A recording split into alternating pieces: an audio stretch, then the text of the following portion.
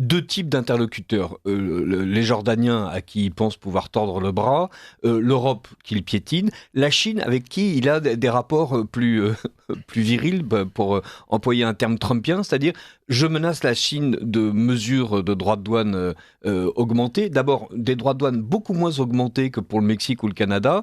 Et Xi Jinping répond très bien, moi aussi je les augmente. Et là, on sent que les adversaires se jugent, se jaugent et on n'a pas droit à des déclarations fracassantes. On a plutôt le sentiment que d'ici 6 ou 8 mois, comme le disait Hervé Juvin, Trump va expliquer en tapant dans le dos de Xi Jinping que Xi Jinping était vraiment un bon gars et que tout le monde est d'accord. Eh bien, écoutez, Richard de Sèvres, encore une fois, je me permets de vous féliciter, parce que je suis tout à fait d'accord avec votre résumé. Je trouve que ça résume très bien les choses. Faut pas oublier qu'on a affaire à des cow-boys. Hein. On a affaire aux Américains. Les Américains, ce sont quand même c'est le pays c'est des bluffeurs. Ce sont des gens qui bluffent.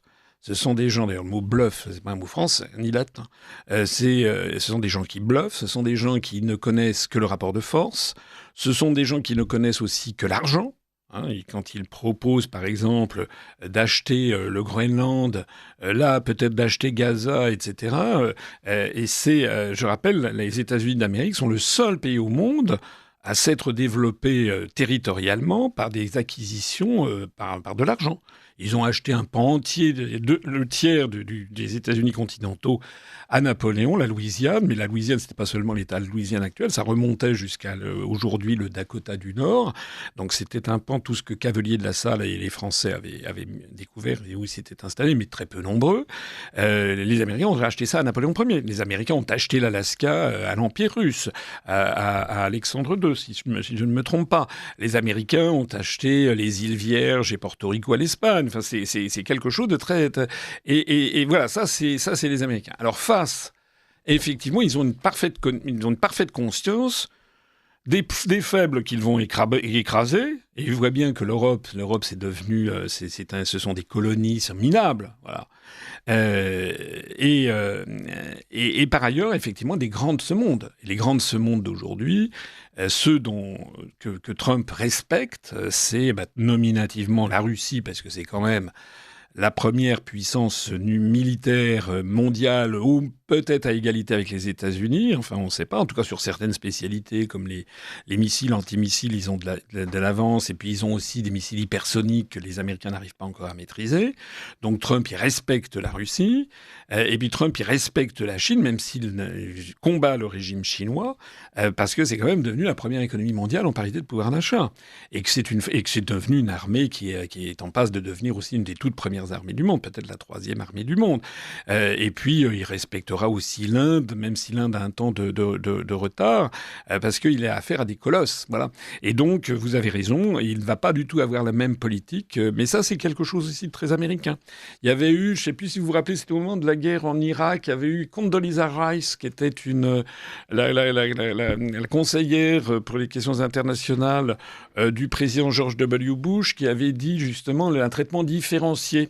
Alors, elle avait dit ignore, je sais plus quoi, ignore China, forgive Germany, punish France, un truc comme ça. Oui. C'est-à-dire, pour le même fait, ils vont pas avoir la même attitude en fonction de leurs propres intérêts. Voilà comment ça va se passer. Et il nous reste 2 minutes, et c'est quand même la question que tout le monde a envie de vous poser. Est-ce que le Frexit est toujours à l'ordre du jour ?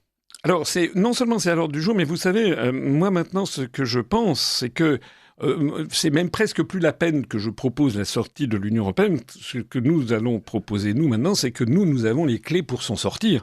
Parce que, de toute façon, l'Europe est en train de s'effondrer.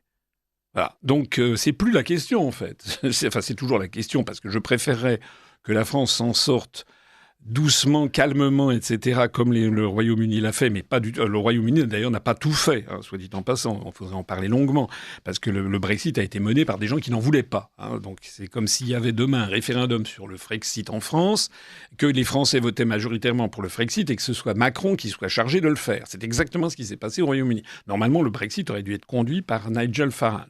Il a été conduit par ses adversaires.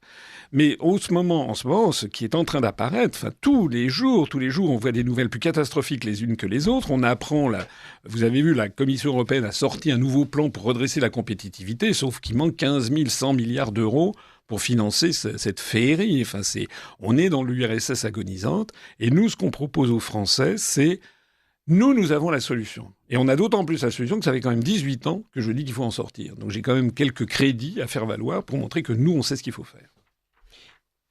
Alors, à votre avis, les premiers linéaments de cette sortie, douce ou dure, ce seront quelles décisions ? L'Union européenne s'effondre, on n'aura pas un vrai Frexit négocié, mais comment est-ce que la France peut se retirer déjà à bas bruit de la toile européenne ?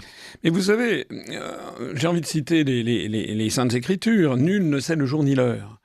Et quand on connaît les Saintes Écritures, et quand on connaît par ailleurs l'histoire de France, où en général c'est l'impréparation générale. Moi, je rappelle que quand j'étais délégué à l'intelligence économique, on m'a remercié me remercier au sens, on m'a dit on m'a retiré mon poste en fait, parce que je pensais qu'il fallait qu'on prévoie la façon dont ça se passerait pour sortir de l'euro le cas échéant. Et également pour anticiper un effondrement de l'Union européenne. Mais c'était des questions qu'on n'avait même pas le droit de se poser, exactement comme en France, avec la ligne Maginot, on n'avait pas le droit d'imaginer que les Allemands passeraient par les Ardennes avec l'offensive Guderian. Voilà, c'est exactement la même chose. Donc ce que je crains beaucoup, c'est que, on ne sait pas, par exemple, qu'est-ce qui va se passer en Allemagne ?